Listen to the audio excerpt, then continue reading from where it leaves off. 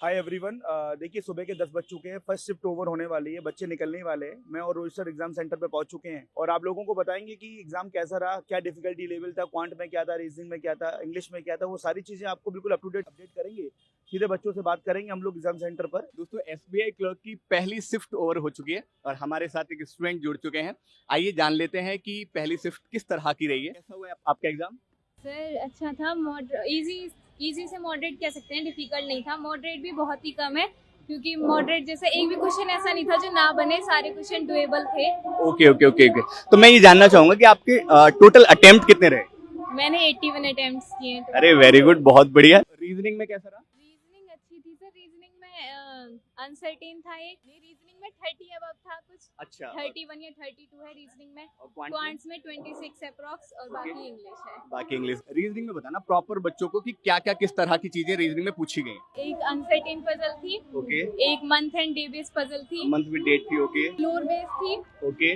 और एक one after another जो Sequence based थी। Sequence based. ब्लड रिलेशन नहीं था, डायरेक्शन एंड डिस्टेंस था। इनइक्वालिटी, सिलोगिज्म, अल्फान्यूमेरिक थी। हाँ। उसमें सिर्फ अल्फाबेट से 3 वर्ड वाले जो आते हैं। अच्छा, थ्री अल्फाबेट बेस्ड वर्ड था। पेयर फॉर्मेशन था एक। अच्छा, रीजनिंग में मतलब अच्छा रहा है। तो क्वांट में सिंप्लीफिकेशन की क्वेश्चन आए थे। हाँ सर, सिंप्लीफिकेशन थी। 8 to 10 होंगे सिंप्लीफिकेशन। नंबर सीरीज नहीं थी। ओके। डीआई थी, 2 डीआई तो एक टेबलर थी, एक बार ग्राफ बेस्ड थी। डीआई जो बता रहे हो आप, एक बार ग्राफ एक टेबल वाली, हाँ तो सर। उसमें जो है इसका लेवल कैसा था? सर इजी थे, दो ही। मतलब पूरा डेटा गिवन था, कुछ भी डिकोड नहीं करना था उसमें। ओके, गिवन था। हाँ, डाटा गिवन था, डायरेक्ट सोल्ड के गिवन थे। एक्स और वाई ने कंपनीज थी, कुछ उन्होंने सोल्ड Okay. किया। Yes. क्वेश्चन एक दो थोड़े लेंदी थे। बार ग्राफ वाली में उसमें परसेंटेज लेस और मोर करके फिर उनका डिफरेंस करके ऐसे थे, थोड़े लेंदी थे। मतलब 15 क्वेश्चन डीआई के आए हैं ना, हाँ सर, और 50। 10 क्वेश्चन सिंप्लीफिकेशन के।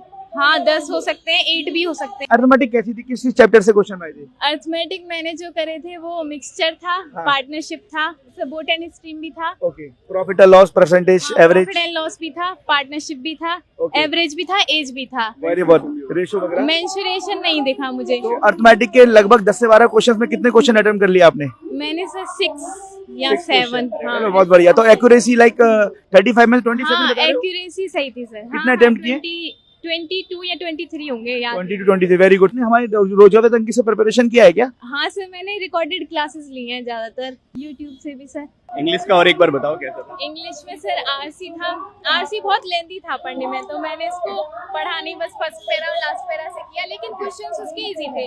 क्वेश्चन में direct name professor, ocean pollution के ऊपर था, उसमें प्रोफेसर्स ने अपने अपने व्यू दिए थे। तो उन अच्छा। प्रोफेसर के नेम से रिलेटेड ही क्वेश्चंस दिए थे सारे। है कैसा हुआ पेपर आपका? अच्छा हुआ पेपर, मतलब मेरे हिसाब से तो। अच्छा, कौन सा सेक्शन आपको लगा कि ये मॉडरेट है या? देखिए इंग्लिश और रीजनिंग तो इजी लगी मुझे, अच्छा। क्योंकि वो मेरी स्ट्रांग है। बाकी दूसरों के लिए रीजनिंग में मॉडरेट बोल सकता हूँ। मैथ्स थोड़ी कैलकुलेटिव थी, टाइम टेकिंग थी। कैलकुलेटिव टाइम टेकिंग कह सकते हैं, बट डुएबल है, मतलब कर सकते हैं। बिल्कुल doable। क्वांट में कितना अटेम्प्ट था? मेरा तो 20 ही था। और रीजनिंग में? रीजनिंग में था मेरा 30। 30, वेरी गुड। और इंग्लिश में? 30। रीजनिंग में किस तरह की चीज़ें पूछी जा रही है? रीजनिंग में पूछ रहे हैं, पजल थी। एक तो पैरेलल रो वाली सीटिंग अरेंजमेंट, ऑर्डर रैंकिंग था। अच्छा, कंपैरिजन पे पूछा हाँ, गया। 8 लोग थे उसमें। इनइक्वालिटी था, अच्छा। सिलॉग्स था, पॉसिबिलिटी वाले थे सवाल उसमें। अल्फा न्यूमेरिक था। मिसलिनियस से 2-3 क्वेश्चन होंगे।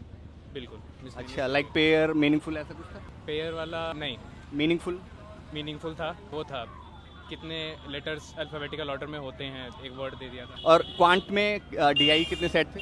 2 सेट। 2 सेट थे। किस किस पे बेसिस? एक ग्राफ था, लाइन ग्राफ था। अच्छा। और एक टेबल डीआई थी, इजी। टेबल। नंबर्स भी दिए। अच्छा, इसमें इस बार कैसलेट था कुछ या नहीं? केसलेट नहीं था। अर्थमेटिक के अरिथमेटिक के होंगे 7-8 सवाल होंगे। 7-8 सवाल होंगे। अब स्पीड मैथ से क्या था यार, लाइक क्वाड्रेटिक या आपका जो है सिंप्लीफिकेशन एप्लीकेशन था।